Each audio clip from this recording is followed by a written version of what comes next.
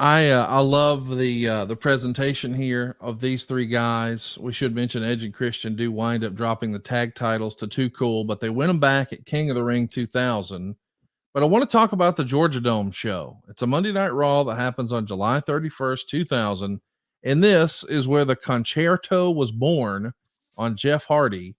What an amazing visual. Hell of a What spot, do you huh? think? Yeah, golly, what a My move. question to those guys when I heard the drift of this new move is, can you do it safely? Can you pull it off without beheading somebody or concussing them? Yes. And I was assured that that was not going to be an issue. So what do? You trust your talent, or you just are be contrarian? I learned a lot, again, Cowboys stepping in with that knowledge. You got to let your top guys create, and you can't stifle their creativity.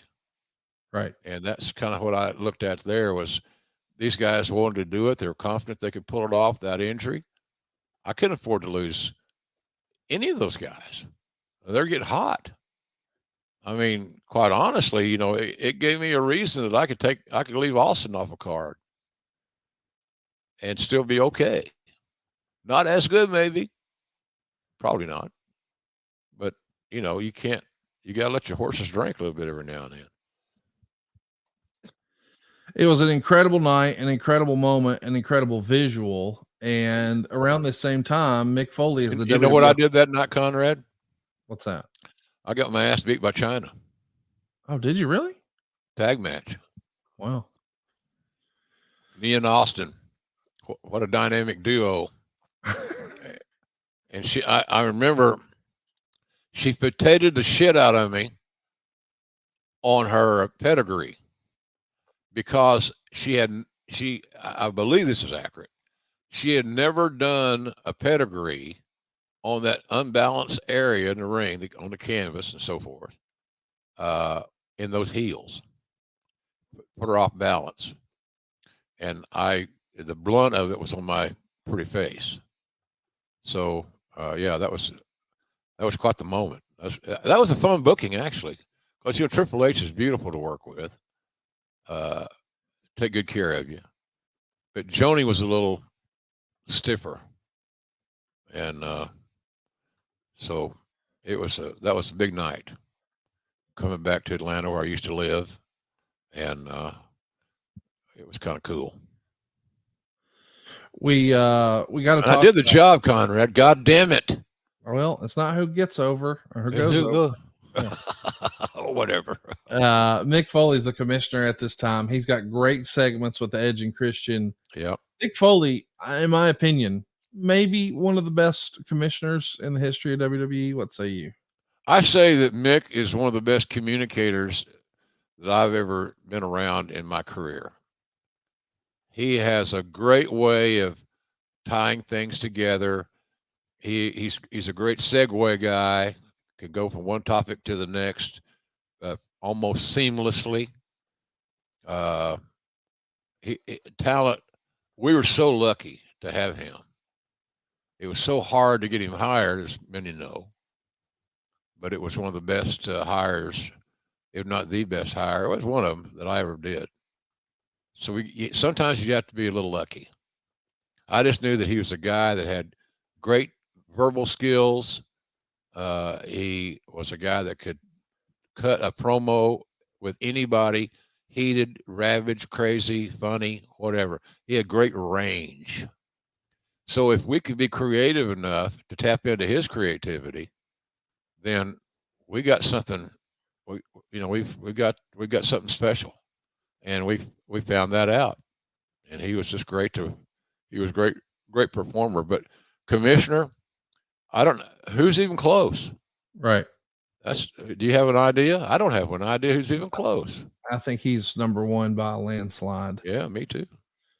The Hardys are using ladders. Edge and Christian are using chairs, and the Dudleys are using tables. So that brings about Oh, TLC. The yeah. first one happened at SummerSlam 2000. Edge and Christian are going to retain their titles at SummerSlam. It's one of the greatest spectacles in professional wrestling history. If you haven't seen it in a while, it's another one to go watch. We love No Mercy and we love WrestleMania 2000, but SummerSlam, man, the first ever TLC, it's becoming apparent to me, especially with the benefit of hindsight.